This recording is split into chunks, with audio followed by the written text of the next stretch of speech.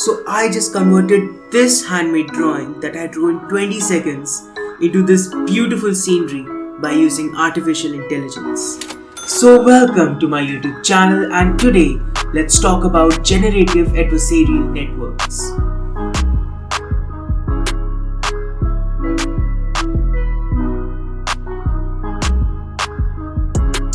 Now, if you don't know what those are, stick with me as I explain in this video what GANs are, how do they work, what are the unique types of GANs, what are the challenges that they face, and what are its implications for the future. Every now and then we hear about machines getting smarter and smarter. We are living in a reality where machines can now learn and manipulate anything from text to audios to even videos. Deep learning is one such application of it that can replicate the structure of the human mind. But unlike the human mind, it can manipulate images and videos and give outputs which other humans can see. What is usually termed as GANs or generative adversarial networks are deep learning based generative models. It comes under the umbrella of unsupervised learning, which also means that it recognizes patterns in the data without any indication about what the data actually is. This also means that if asked, it can generate new data from what it has already learned. The way that these GANs work is that there are two neural networks constantly fighting with each other. One is called a generator and the other one is called a discriminator. The generator follows unsupervised learning model approach, while the discriminator follows a supervised learning approach. By the way, if you're enjoying this video, a sub to the channel will be mind-bending. So the way that these neural networks work can be imagined as a thief who is constantly trying to trick a policeman by making fake paintings, while the policeman is constantly trying to catch those fake paintings. Here the thief is the generator and the policeman is the discriminator. Now every time he gets caught by the policeman, the thief keeps on improving the painting until one day that he can finally learn to make a perfect painting that can fool even the policeman. This is the flowchart of a GAN. As you can see from the image, the generator uses some noise source to generate fake data from a sample of images. This data is then passed to the discriminator, which is already trained to identify the difference between fake and real data. It then identifies an output as a fake, and the response is sent back to the generator, which then generates a better image. This whole process of the fight between the generator and the discriminator is contained in this one formula, which was given by Ian Goodfellow back in 2014.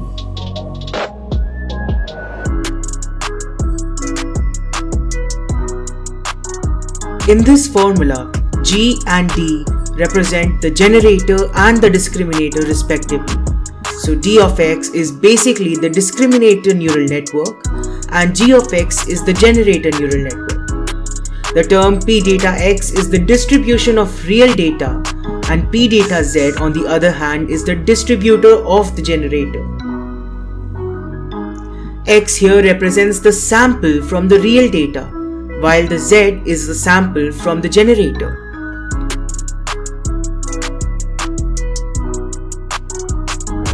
Next up, let's see how you train a GAN model.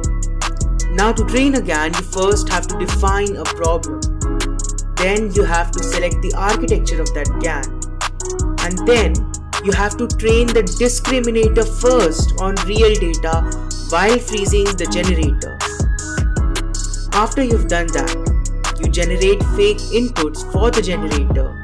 Now we train the discriminator on the fake data and then train the generator with the outputs of the discriminator.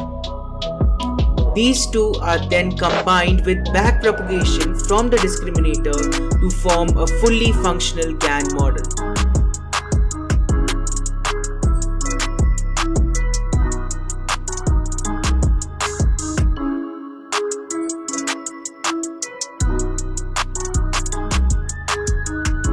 There are several types of GANs, but let's just have a quick review of one of the most popular ones. So the first one we have is the DC GAN, or the Deep Convolutional Generative Adversarial Networks. This type of GAN is very popular as they are at the forefront of all of the technological advancements in this field. Next, we have the conditional and the unconditional GANs. What we saw before was basically a type of unconditional GAN. But in the conditional GAN, as the name suggests, we have the generator and the discriminator conditioned on some extra information. Next up, we have a least square GAN. This basically addressed one of the most common drawbacks of traditional GANs, which was the vanishing gradient problem, which drastically slowed down the learning process of any GAN. In this LSGAN, we basically use a least square loss function instead of the traditional sigmoid cross entropy loss function. An auxiliary classifier GAN is quite similar to the conditional GAN with a few differences. One of the main being that every generated sample has a corresponding class label. Next up, we have the dual video discriminator GAN, which is quite new in this field, and it mainly is responsible for the generation and manipulation of videos. Coming up, we have the SR GAN, which is used to translate low resolution images to high resolution ones. Next, we have one of the most popular GANs, which is the cycle GAN. This GAN is tasked with the image translation from one domain to another. This GAN is quite new as it came out in late 2017, but it's still so effective that you might have seen this GAN in use by several social media applications as well as filters. And the last one we have is the info GAN. Now these GANs have this unique ability to learn from untangled representations. What are these? They are basically just a fancy way of inputting conditions on the generator along with noise. Over the past few years, the quality of these GANs is constantly improving. With every new type of GAN released along with a research paper every year, we see major improvements in this field.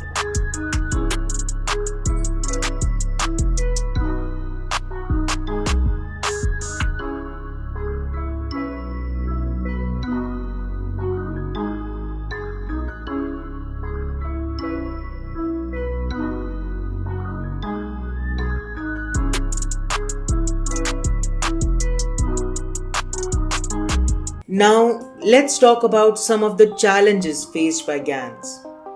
The first problem is to keep this delicate balance of power between the generator and the discriminator.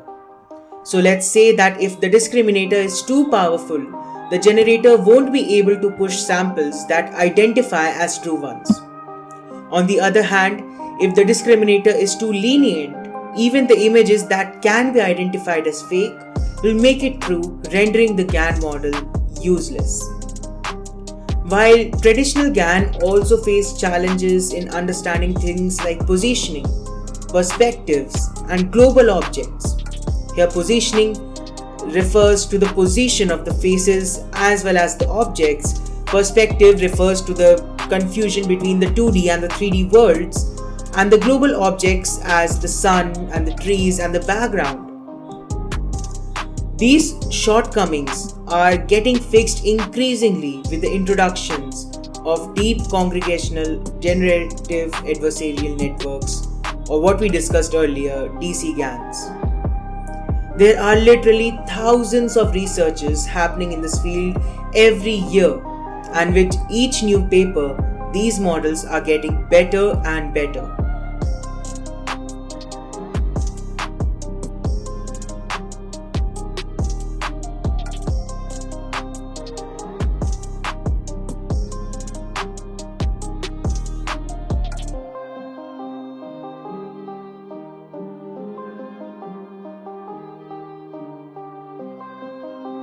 Which brings us to our final topic of discussion. What are the role of these GANs in a society, and what are its implications in the future? GANs can be used to make your data more secure. Yes, I bet you didn't know that fact, but back in 2016, Google came up with a method of encryption unlike anything else. They named the project as Google Brain, and in this project, researchers used GANs to develop a method of encryption by using three neural networks: Alice, Bob, and Eve. Alice's job was to send an encrypted message to Bob. Bob's job was to decode that message, while Eve's job was to intercept it. To begin with, Alice's messages were easily intercepted by Eve. However, thanks to Eve's adversarial work, Alice began to develop its own encryption strategy. It took nearly 15,000 runs for Alice to successfully encrypt a message that could be deciphered by Bob, but Eve couldn't intercept. Elsewhere, GANs are also being used in fields such as drug research to suggest new synthetic chemical structures that improve upon drugs that already exist. It is because of these GANs that we might be closer to a cure of cancer than you think. Let me also tell you about some of the other very cool applications of these GANs. If you go to a website called thispersondoesnotexist.com, every time you refresh that page, the GAN will automatically generate a face of a human that does not actually exist in this world. And there is a similar site known as This Chemical Does Not Exist, which will generate a synthetic chemical every time you refresh that page. GANs can also be used to recolor old photos that were black and white.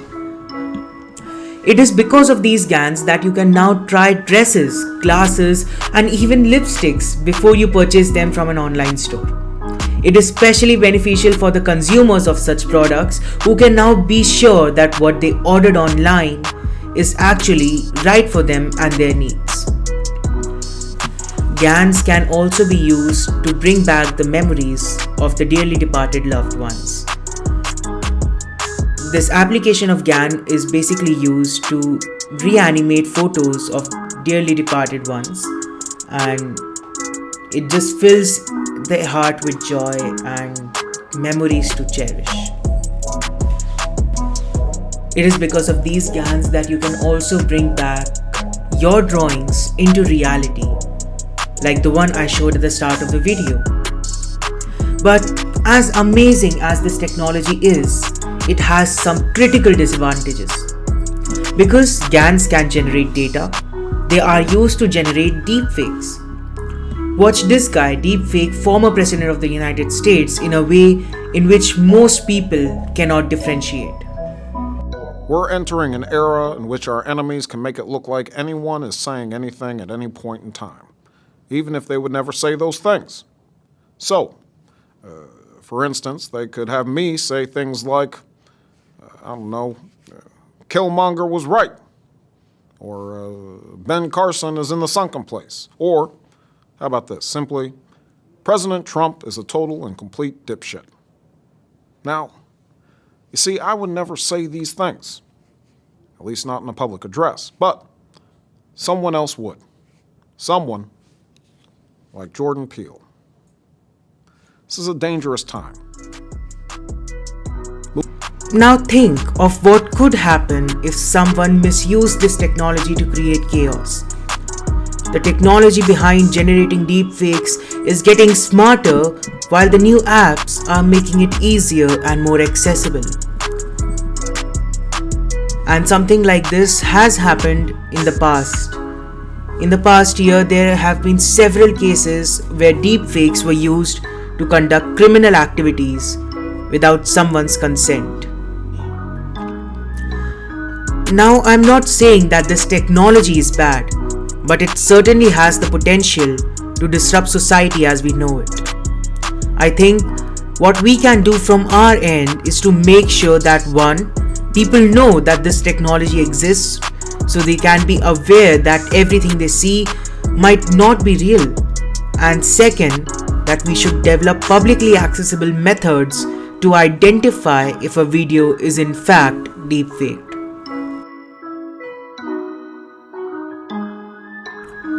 And with that note, I conclude my today's video.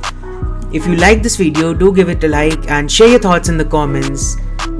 And I'll see you in the next one.